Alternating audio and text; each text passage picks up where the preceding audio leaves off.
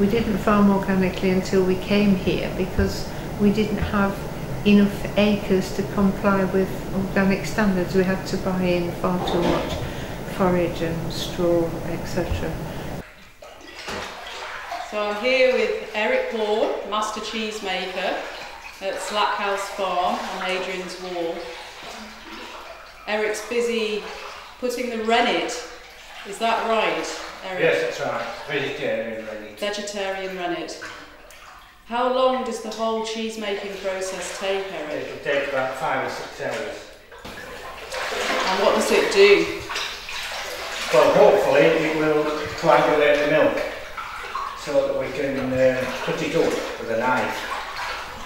What's happened here is we started out with milk straight from the cows this morning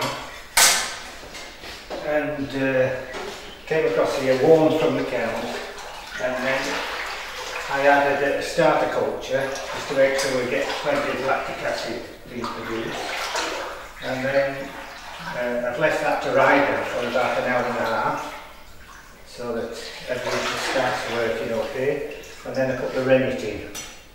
Dianne, how long have you been farming here?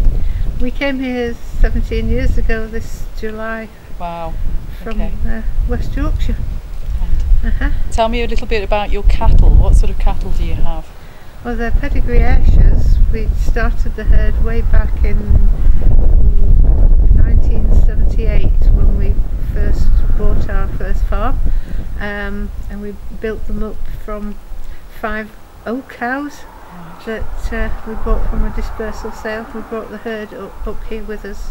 They're very well suited to fairly harsh climates, organic systems, because they eat forage and convert it into milk, and it's very good quality milk, a lot better quality than the black and white cattle. We put the rennet in about an hour ago, and we've got to check that it's setting up, so I'm just going to break it a little bit there. You can see how solid it is. What we're aiming to do is to cut it up now into cubes, the 1/2-inch cubes.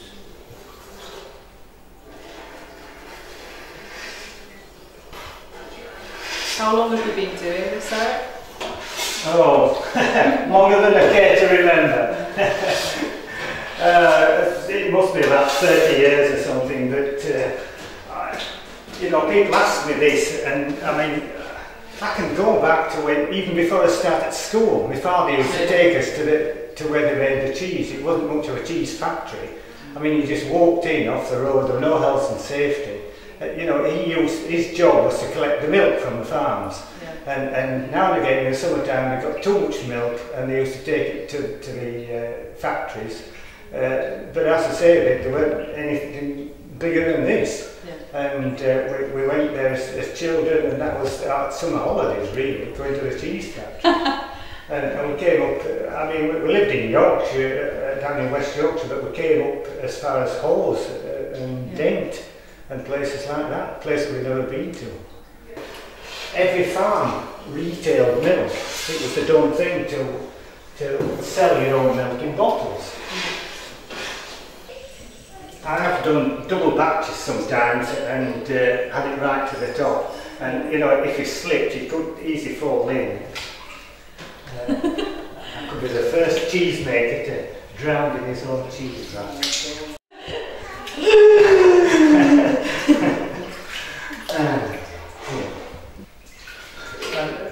You know, it's a pity everybody that here can't just do this and feel what it's like, because this is wonderful. And the temperature is there, it's about 30 degrees, so it's nice and warm. Right, okay, so that's 32.8, is that the temp? Yeah, and I'm going to increase that now. So tell me about acidity, Eric, and Well, this is, I mean, there's so many different ways you can make cheese, you know.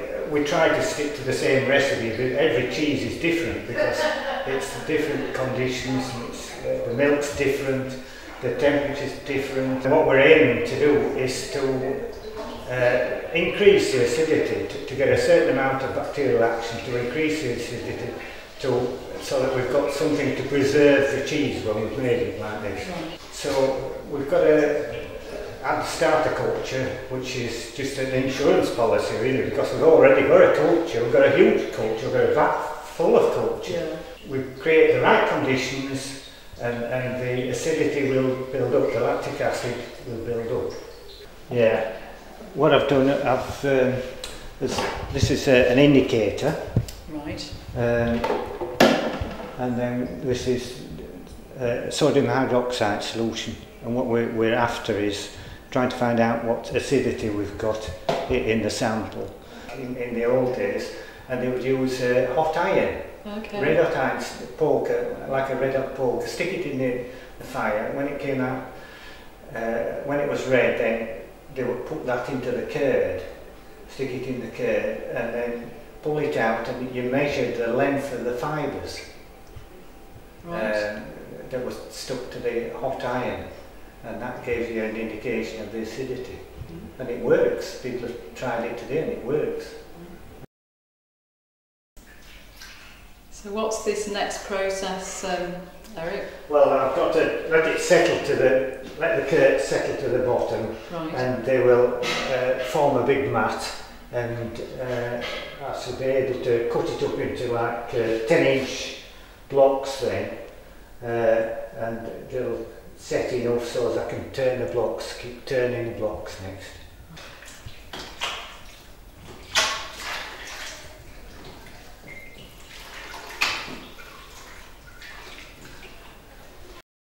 Cheese cloth that we're going to use for bandaging cheese. Right. But this is loom state, it's called. It's just as it comes straight off the loom, and it smells wonderful.